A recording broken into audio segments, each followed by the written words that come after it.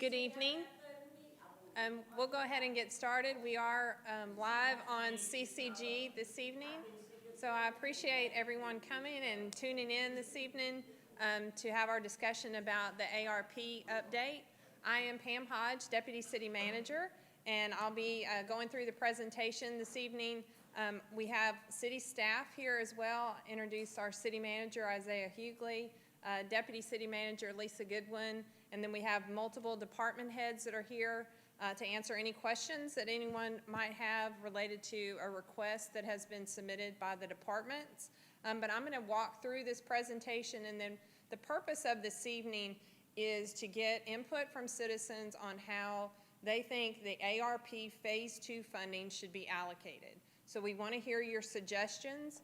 We'll be taking notes of all those suggestions. We'll also at the end provide you an email. So if you're watching online and want to provide a suggestion on something that should be considered with ARP funding, you'll have an opportunity to do that. We plan to come back to council sometime in November with a recommendation through the city manager's office on how ARP funding should be allocated, and then it will be a council decision on that final recommendation. So we'll go ahead and get started. Just want to kind of walk through where we are with ARP and the Phase 1 funding, and then go into the Phase 2 funding as well. So again, the American Rescue Plan, ARP, was an act in 2021, and it was signed into law March 11th of 2021, and it was $1.9 trillion of economic relief after the impact of COVID. So this is in response to the COVID pandemic. $362 billion in direct aid was given to states and local governments. There are specific ways that these funds can be utilized, and so we have to remember that. We kind of feel like we're kind of getting past COVID, but these funds are for COVID-related impacts, and they are restricted to be used for those specific purposes to respond to the public health emergency, respond to workers who are performing those essential duties, revenue replacement for the government, as well as investment in water, sewer, and broadband. So kind of keep that in mind as you're thinking as we go through this presentation on things that you would suggest, but they still need to come back to a response to the COVID pandemic. The city was allocated, because we are a consolidated government, city and county funds, so our total allocation was $78 million. We received the first $39 million back in 2021, and then in June of this year, the second $39 million. So we have received the funds that were allocated to the Columbus Consolidated Government through the American Rescue Plan. The costs have to be from March 3rd to December 31 of 24. So they have to be incurred and then expended within the following 2 years by December 31 of 2026. There's a lot of financial reporting that's required for this on a quarterly basis, and there is a final rule. There's a frequently asked questions that the Treasury released that we must follow. So I'm just going to go through how the Phase 1 is being utilized for the good of the community. And the first thing was the automation of garbage collection. Of course, garbage collection, as we know, was really impacted through the COVID pandemic. One, we had difficulty with inmates, and so we're trying to make that process more streamlined and easier for citizens, and providing less inmates on the back of garbage trucks. So this will be automation. So a lot of the truck will actually handle the trash collection, and so there's not inmates or employees that are having to do that handling of garbage. That is in process. The trucks have been ordered. We have the bins. Most of the citizens, if not all citizens, have received those bins, so we're wanting you to get used to the 3 different bins that you're using. And the trucks are on order, and then we anticipate delivery June, July of next year. Another item that was utilized in the Phase 1 funding was the purchase of ambulances. We anticipate delivery of those in the next month or so. We also allocated what we call community safeguard programs to include cure violence, summer youth and youth development programs, cameras throughout the city, and also, those were the 3 items in the community safeguard program. We have expended some funds with cure violence. They're getting ramped up, hiring employees. The camera system, we have broken that out into 3 phases. So we're in phase 1 and getting those cameras throughout our city and city facilities and park facilities. Broadband cybersecurity upgrades was $3 million, so that project is moving forward. The CSC and the Civic Center have been completed, and they're moving forward with the public safety building and fire stations and the jail and other public safety facilities.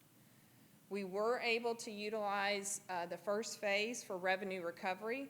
So this is to replace revenue that was lost by the government at $3.5 million.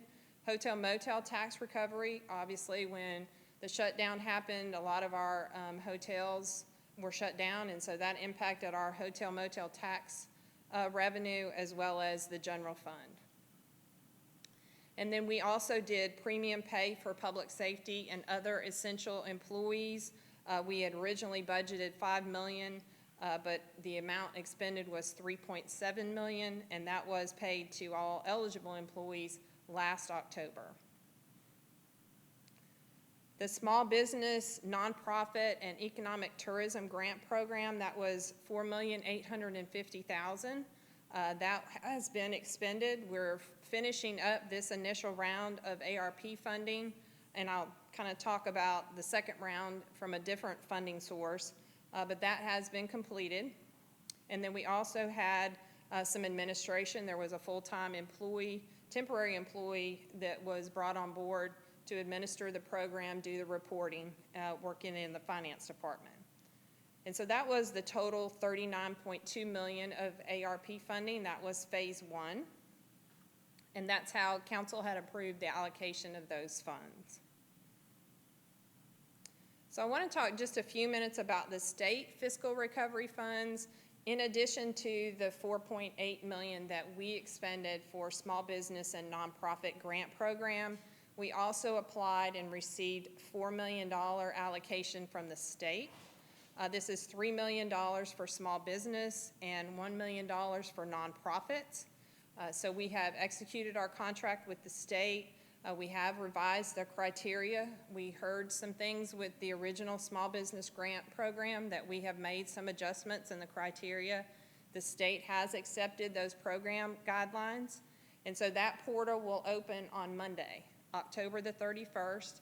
There are some flyers on the table in the back, but are on our website, www.columbusga.gov/ARP. will be where all the guidelines are be housed, the application process. The Chamber, Greater Columbus Chamber of Commerce is who we're partnering with on this program. They're going to be having workshops. We also, with our Community Reinvestment Director, Rob Scott, will be holding workshops to assist businesses and nonprofits with completion of these applications, getting the forms together, and helping businesses and nonprofits take advantage of this program. So now to get into the phase 2 request, and these are requests that we have received from the departments in the city government. It's also to kind of get citizens thinking about what our department heads are thinking that these funds would be best utilized for, but we also want to hear suggestions from the public. A lot of the department heads are here this evening, so if there's a question on a specific request, they're here to answer those questions as well. So just to kind of get started, and again, these are requests from departments that are being evaluated. Community reinvestment, we have heard a lot about affordable housing and the need for affordable housing, and we know how important affordable housing is. Community reinvestment has submitted a request for $11 million for affordable housing. The IT department has submitted requests for totaling $4.87 million, and this is IT related things throughout our city. anywhere from upgrading the computer lab to backup systems to security, switches, Wi-Fi, and our IT director is here if there's a specific question about any of these requests that's been made by the IT department. Fire and EMS has submitted $7.3 million of requests. This includes a lot of their heavy equipment, their fire trucks, ladder trucks for their fire stations. The Golf Authority, $2.1 million, and they're asking for revenue recovery funds specifically for their facility. As you know, during that time they were down and not able to offer golf to citizens of our community, as well as to restore and enhance their water infrastructure at the golf course. The Civic Center, just over $1 million. Things for mobile outdoor staging to be able to provide concerts and activities outside, esports arena equipment, urban hockey program, playground, water refill stations, indoor soccer, and their list is extensive as well. And I saw Rob Landers come in, the Civic Center director. He's here as well. The coroner has submitted $46,000 for body bags, full-time transport driver, four body oversized cooler. Unfortunately, COVID has provided an increase in the business for our coroner, which is very unfortunate, but it does put a strain on his office as well. The police department, just under $10 million. They have a lot of requests related to the operations of the police department, things for their training facility, prisoner processing, evidence storage, 911 console replacement, vehicle bay painting and floor resurfacing, their gun buyback program, backup 911 system. So a lot of requests from our police department at just under $10 million. Public Works, $11,250,000. Again, things you don't like to think about when it's related to COVID, but land acquisition for indigent burial. They have also had an increase in the number of burials for indigent due to COVID, reimbursement for yard waste collections, fleet management expansion, compactors for Uptown Business Improvement District related to the solid waste program, replacement carts, Buena Vista Road facility improvements, HVAC system replacements to try to clean the air in a lot of our facilities, super center roof replacements, and their litter equipment. Homeland Security and Emergency Management, $850,000 to replace the mobile command vehicle for that department. The City Manager's Office, $700,000. One, to replace a lot of the equipment in this CCG council chamber so we can continue to provide council meetings to the public through CCG TV, as well as a program through Family Connection for a navigator program. This is to assist citizens in each one of the council districts with access to information related to any program that's provided and to help citizens navigate their way through programs so they have a contact person to call. So this is something for family and children services through our Family Connection office in the City Manager's office. The Trade Center, just under $5 million. Again, this is upgrades to that facility due to COVID. Things you don't really think about, but air handlers, professional air duct cleaning, and this is again to clean the air, touchless faucets, renovation of the elevators, restroom automation, so everybody's not touching light switches and faucets, and a lot of automatic doors, restroom upgrades, upgrade to the generator. And as I mentioned in phase one, in the phase one of the ARP funding, we did the camera program. This would be the balance of that camera program to continue to outfit the city with cameras in phase two and phase three of that program is $4.8 million. And then revenue recovery is projected at about $10 million that can be utilized through the ARP for the general government revenue recovery. And these are just some other requests that have been submitted by departments. City Hall security, a program for food insecurity due to COVID, broadband access, the United Way Poverty Czar.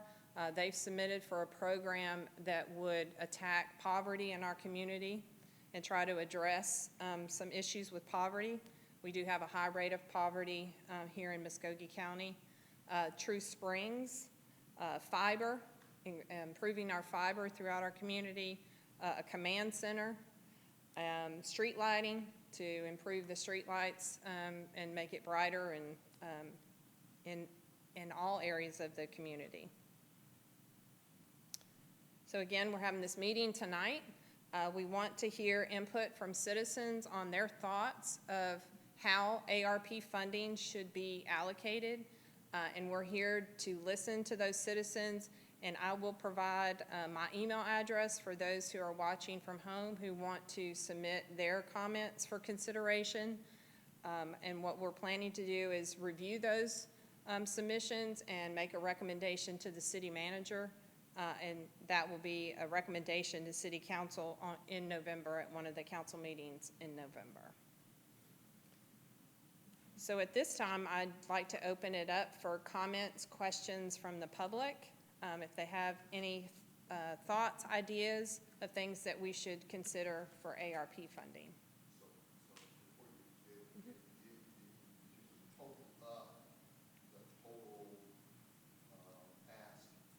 The total ask is in excess of $60 million. And we have 40 million. Just under 40 million. And so you could fund projects at less than what they requested. That is just their request. That is correct. Okay. I just want to clear that up. Yes, sir. Yes, sir. And if you want to speak to the microphone, I think that would be helpful for those that are watching from home. Thank you so much. Good afternoon. I'm Tracy Mosley, CEO of the Urban League of Greater Columbus. Yes, sir. First of all, I want to congratulate you all for putting together such a comprehensive plan. You know, when you look at this holistically, it really, I think, upticks our services that we have here in the consolidated government. I mean, you know, we talk about EMS and all the different technical IT, the things that, I mean, it really enhances and it lifts everybody up. So congratulations on that. A couple of questions. With regard to the nonprofits, and forgive me for repeating myself because I asked you that this morning, but I'm asking you in a different form today. There was a disparaging between what was given to small businesses and what's given to nonprofits. And, you know, the cost of doing business as a nonprofit, it really is no different than the cost of doing business as a business. I've had a small business and I run a nonprofit now, and there really is very little differences in the cost of doing business. And so my question is that does that have to stay that way as far as from 25,000 to 40,000? That's a pretty significant amount. And I know you're trying to spread it around, but it should be spread around, I believe, in a more equitable fashion, but, you know, between all nonprofits and all small businesses. Either maybe everybody get 35,000 or something, you know, to that fashion. Yeah, and I answered you this morning, and we'll look at that. I mean, those were just figures that we came up with and submitted through the program. We did have a much greater interest from the small businesses than we did for nonprofits. In our initial allocation that we received, we did not receive very many nonprofits, and so the balance of that funding was moved over to small business, and we have even more small businesses who have qualified under the initial program, but we ran out of funding. But we will look at that, as your question was this morning. Thank you so much. Yes, sir. Is there any other questions, suggestions? Yes, sir. Sorry. That's okay. Test. With the deal, you know, during the COVID times, one of the things we do at the Urban League is we deal with workforce development. And the workforce was, you know, highly hurt during the pandemic period. And so as we as we have come out of COVID, what we realized and experienced is that a lot of our community has a desire to get back into the workforce, to get people into livable wage jobs. And so that requires job training and, some kind of job development.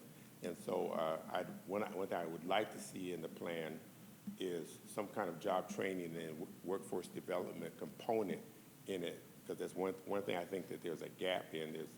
There's not a lot of, opportunities for organizations like ours to actually do some job training and workforce development to get people back into the workforce, into livable wage jobs, because maybe the jobs that they had pre-COVID doesn't exist anymore. Right, right. Good suggestion. I made a note of that. We appreciate that.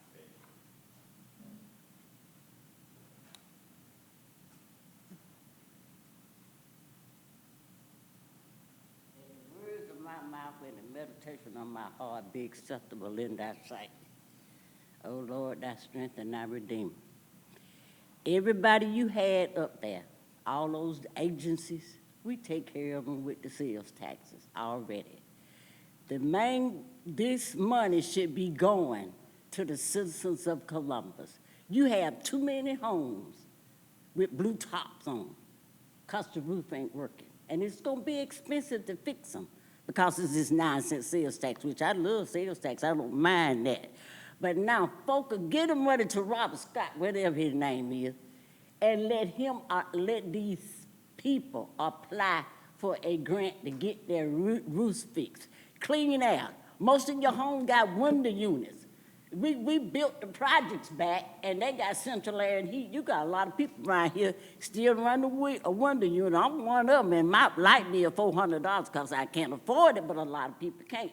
Let them apply for central air and heat, because air quality is what keeps us, the black and brown community. It's the air quality in the home. The golf, $2 million. Every time I look around, we got to pay. I used to know all on figures, but everything up there, I agree with it, but we already take care of those people with the sales tax. It's time for y'all to do something for the citizens of Columbus. All that stormwater damage that ate up plenty of driveways. The neighborhoods. Put the streets back, because you're going to put the street back, because we going to work on it. I'm going to work with y'all as good as I could to get these street paid, because I love every last one of you. But I'll take you to court just as quick as I can. That's how come you in the building there, because I take the school board to court to get this. But we need to forget all it. The ambulance, okay, that's fine. But all that other stuff, we pay for them with the sales tax. We got 2 losses. We got the 76 loss, and we got the O loss, which you're spending wrong, but we'll fix that too. And then you get sales taxes whenever you want to. That takes care of all of that other stuff. Do something for these neighborhoods. Go get these people some central air and heat. Fix the roofs. But make the owner, we can work with the owner, give it to the rental people, the people that own the rental property, to help these communities and build them up so it won't matter where you live in Columbus. Because you got to remember one thing. You built North Columbus off the back of South Columbus. And one thing about it, it's a difference between home ownership and a mortgage. Because in Columbus, South Columbus, we own our homes. People in North Columbus, they own a mortgage, and there is a difference. So your interest is in homeowner rehab projects? Get them on the rock side. I'm sorry, baby. I tried to pray. She quoted some scripture, didn't she? Do you want to say something? Well, and I'm Isaiah Hugley, and thank you, Nadine, for your passion for taking care of citizens. Oh, no. So, but I did want to just say, I heard Mr. Mosley from Urban League and what you asked for, and Nadine, certainly we heard what you have asked that we consider. And I just want you to know that, when I look back at the last American Rescue Plan allocation, we came to this meetings like this with a list. And based on what we heard when we got here to the meeting, when we went back to council, that list changed. And Councilor Toya Tucker, of course, is here. I don't know if we had a chance to recognize her, but she's here. And but the list changed. And you know, public meetings are good because I heard what you said about the difference in amount that the allocation. And so you may have noticed that I was talking to the finance director, and I know you've already talked to the deputy city manager, but I will have a conversation with them because I know there was a scope when you submitted the grant for the money. We didn't know if we were going to get it, and they said, well, here are the kinds of things that we want to do, and then here would be the limits because the 40,000 and the 25,000 were the limits we had in the first round that was under ARP, and then of course this is state money. And so I do want to have a conversation with them before we go back to council, because I heard what you said, and see if we can figure that out. It makes sense. And then Nadine, I know the deputy city manager wrote down what you shared, because there's $11 million up there for affordable housing, and homeowner rehab would be a qualified, and so we hear you, Nadine. But he's still talking about, well, we told y'all when the original people over the urban league to let them go and put a job for it. Yeah. Inside the jail, to teach them people how to do curves and stuff like that. That way when they come out, they already got some kind of big training out the street. Yeah. You know, that's Yeah. all right. So I just want you to know We need to go do it now. yeah, well, we hear you, and, you know, you came to the meeting and you voiced what you're looking for, and if, you know, and so if others are out there watching by television and they want to share something, they can email it, of course. But we hear you, and hopefully when we go back to city council with the final list, it will reflect what we heard in these meetings. So I just want to say that.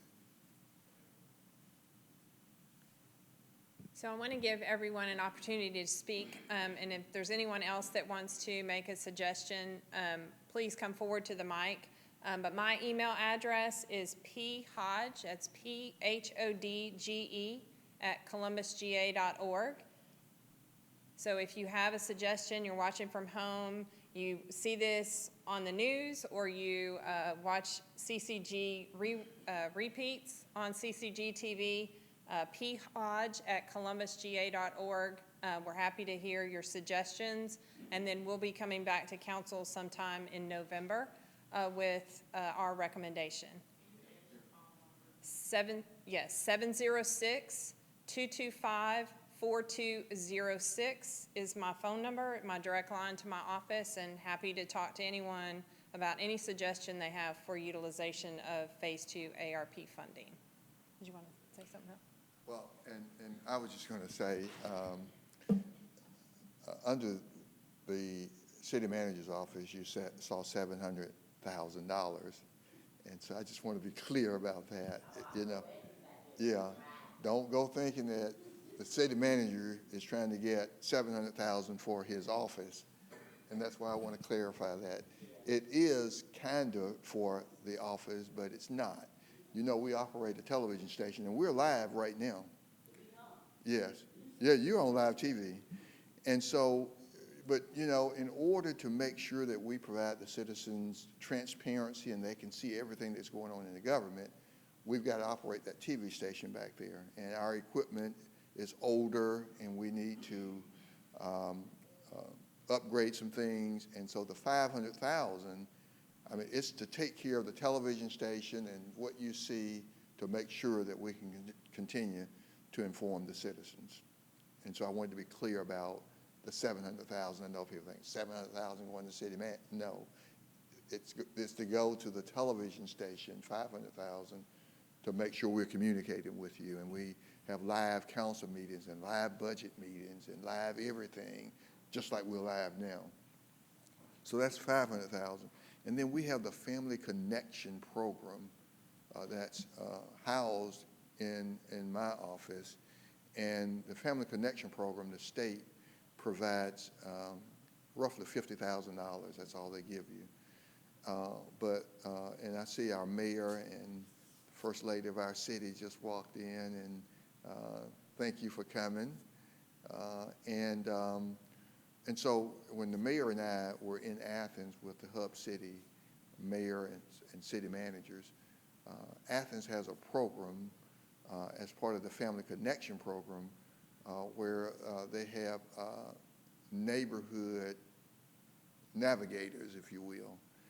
And they have 19 of them strategically located in 19 zones throughout the city of Athens. And these are people that have to live in the zone, and they're full-time employees. They have to live in the zone. So you can't live in your neighborhood, Nadine, can't work in your zone and where you live and live somewhere else. And so those neighborhood navigators, they work with people in your neighborhood, and so they know if there's a WIC program or any kind of other program activity, that SNAP program or whatever. I mean, they're communicating with people in their area, making sure that you know all of the available services to you, and answer questions and just provide assistance. But it's a person who lives in that zone. And so we couldn't do that. They fund for 19 employees to do this full-time with benefits. And so what the idea was here is to hire some, they would be considered what I refer to them as navigators, but they are not part-time, but stipend. Thank you. I'm looking for that word, stipend. So these would be people that, one for each council district, and you must live in that council district. And you could get, let's say, a $500 a month stipend. I know you're gonna be able to do stuff already. That's how come y'all got all offices down there and you building. I told you gonna let you. So it was your idea that I'm still in? I just don't put it back. I said, when y'all go in that new building, that Yeah, y'all yeah. y'all should be building out there that way. Every last one of y'all gonna have y'all own offices. So let me tell you. So these would be 8 navigators, one for Council Tucker's district. They must live in her district. And so they would have bi-monthly or quarterly meetings and town hall meetings, pardon? It's a stipend. And because they can work their full-time job, yeah. And, but it would be a stipend to them. And so if there is any program, if from Department of Public Health giving away car seats or a SNAP program or a WIC program, that person know my navigator lives in and they know how to get them, email them, call them, visit with them, but they've got to have community meetings like this, and they got to answer questions. They got to know every program. They got to know every Urban League program, and the person talking to them in their area, you know, you need to go to the Urban League, and you need to know that they've got this summer job program, and your kids can get summer jobs at Urban. So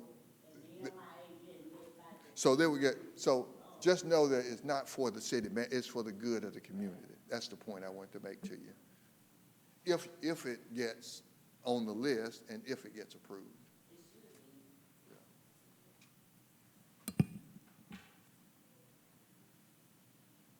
I'm Ricky Wright. I'm chairman of the Golf Authority. Ms. Nadine, I just want you to know that that $2 million is not going to golfers.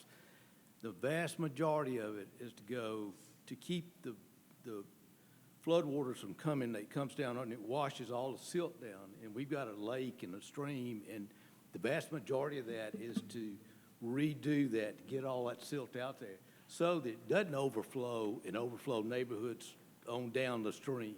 So we're not going to use it to buy golf balls. We're going to use it to keep those folks downstream from us from being flooded. Now that some of it's going to come to the rest of it's going to come to the golf course to help us catch up. where we are with golf, we're near about where we can pay for ourselves, so we don't have to use the sales tax. Sales tax can be used for folks that need it the most, and golf is paying for itself, but we're not quite there yet. But if we can get there, if we get a little bit of help, we can get there. But the vast 1.5 million, I think it is to clean out, and the city's gonna redo the dam, and they're gonna do the lake, but the rest of it, if it fills up, all we got's a little old tractor that we try to get the silt out. But if we don't do that, all it's gonna do is flood the lake again with silt, and the city in 3 years, 5 years is going to have to do it again. So I just wanted to make sure you understood. Well, All the factors out there, we should take care of it. All you need to do with that non-profit is you need to go and get us some tools. Nadine, yes, Nadine. ma'am. Wait a minute, we say, hey, Nadine, Nadine, yeah, this is live TV, okay? Yeah, it's live TV.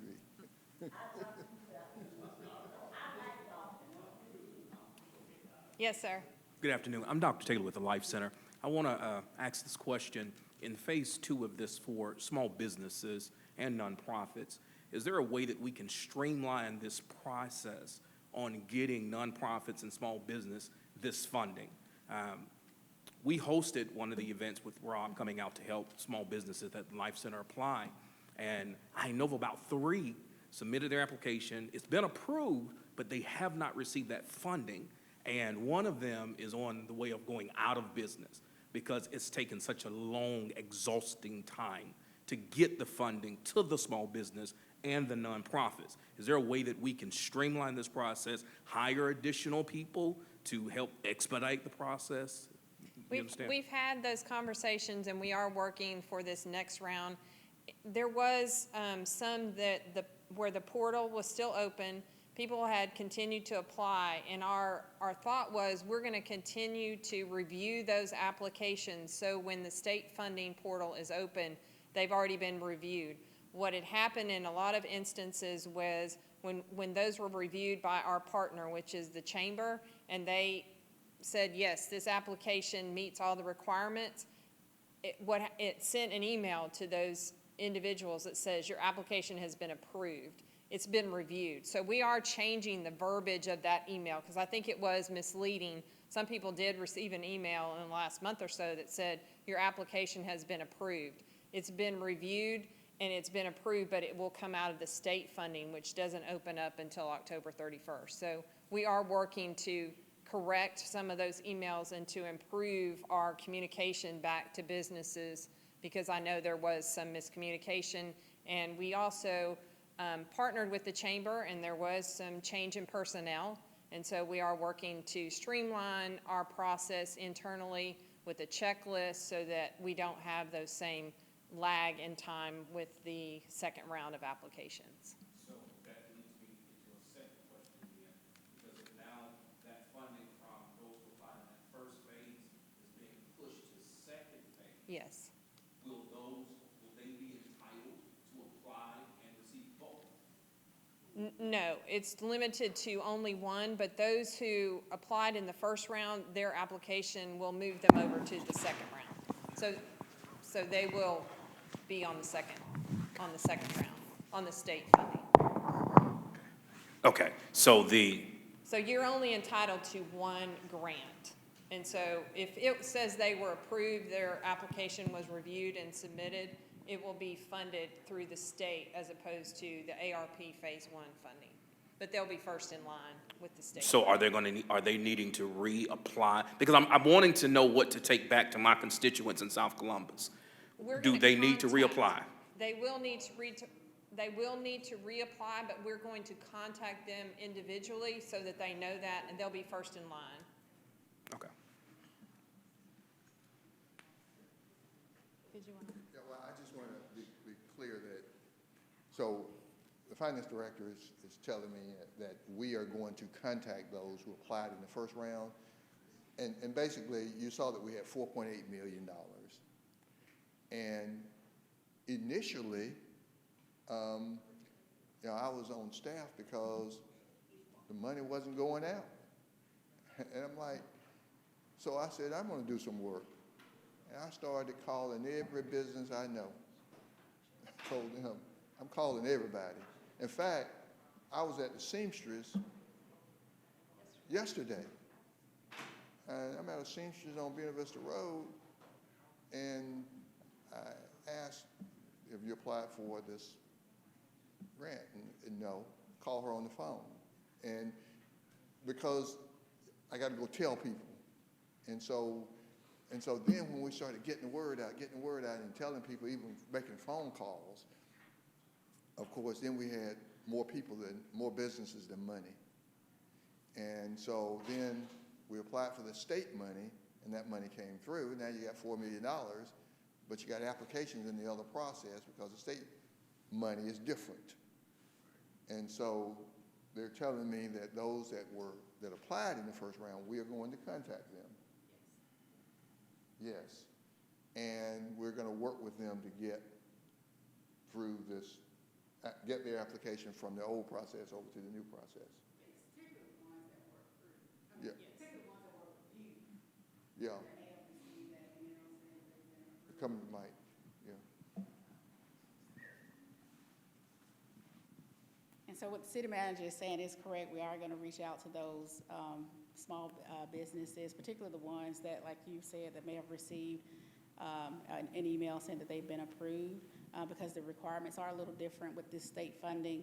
There is some updated information that we'll need, but we're working to identify all of those folks, and we'll work with those people to get them their information up and loaded into the new portal.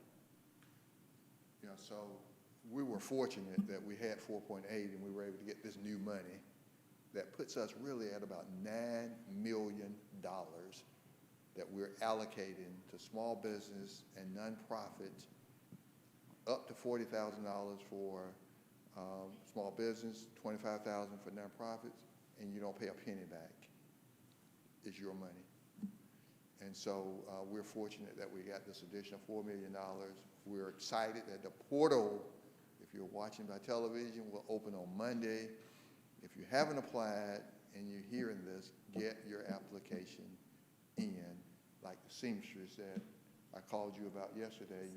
You sent her all the information, but if I had not gone in there just to get some slacks hemmed, you know, they would have missed out on this. And so we got to tell everybody we know. If you're listening, tell everybody. If you're here, tell everybody about this. The portal will open Monday. This coming Monday. Yeah, but you know somebody. You need to tell them. Yes, ma'am. Hi, my name is Lakeisha Stringer. I'm a veteran. And I heard that the golf course is only getting $5 million.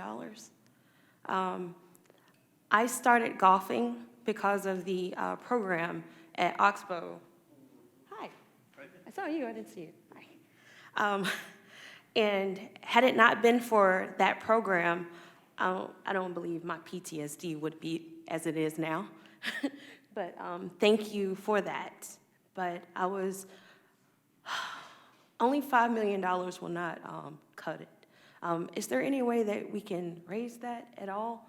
I ask because Bull Creek is in need of a clubhouse. If we had a clubhouse there, we would be able to have those tournaments like we want. So yeah, there is a Yes. special purpose local option sales tax Yes. that allocated $5 million to the golf courses to include a new clubhouse at Bull Creek and then renovations of the clubhouse at Oxbow, and also some bridge work that needs to be done at both golf courses. So that is approved in the sales tax, and that is completely separate from ARP funding. Yes, I understand, but I just want us to reconsider the $5 million, because I just don't think it's enough. Okay, so the $5 million was I know. part of a I vote know. that was I know. the citizens, and so there's not any additional funds out of that funding source for those purposes at the golf course. I understand. Okay. But if we do get some more money, please reconsider. Thank Yes, you. thank you.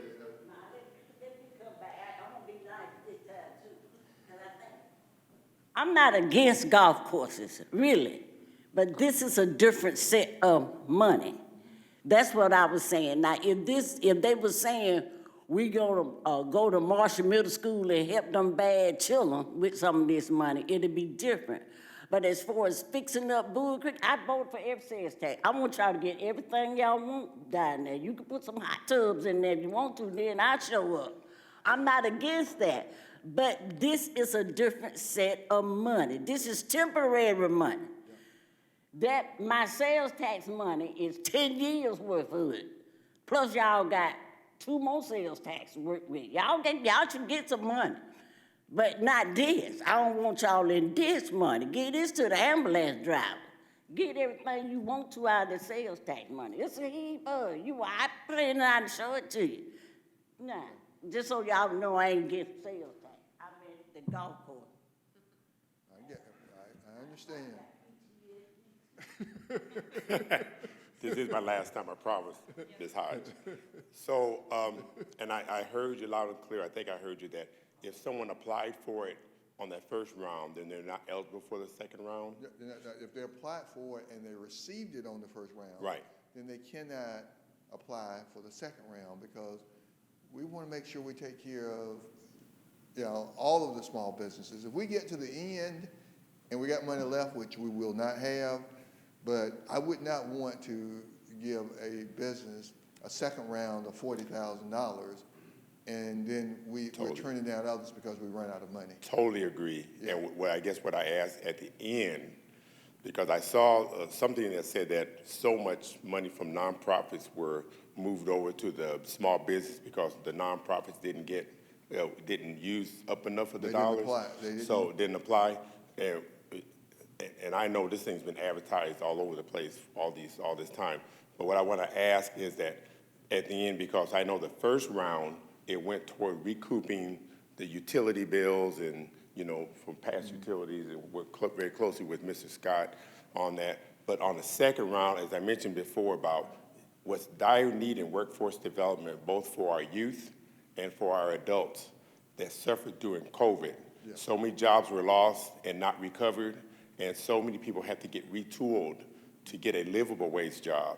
So I want to ask, just for consideration at the end, after all has been exhausted, if there is leftover versus moving from one to the other, allow nonprofits like ours to get to offer workforce development training for both our youth and for our adults. Just at the end, after it's all been, because it is fair.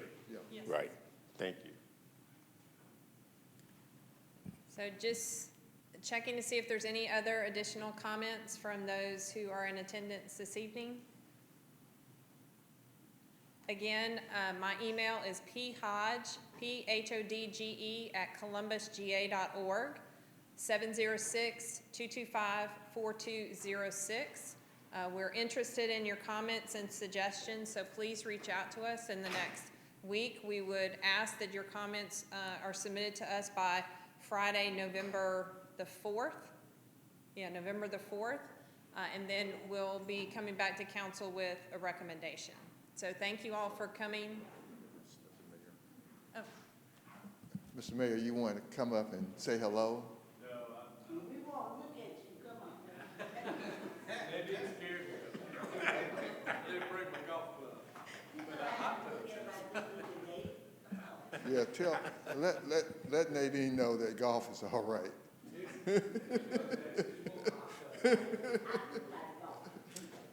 No, I don't want to make this any longer than it has. Thank y'all for participating. This is a very, very vital part of this process. This is generational money. I know they've already talked about that, but it's not something that's going to come around every 4, 5, 6 years. So we have to be very intentional about how we use it. And staff's they take a lot of heat, but they've done an amazing job in trying to corral all this information that came from our department heads to make sure that we're using this in a way that's going to have an impact on the citizens of this community. So thank y'all for being here. Thank you for sharing your thoughts and solicit other thoughts. If you hear from other people out in the community, encourage them to show up or bring those ideas yourself. But thank y'all for being part of it.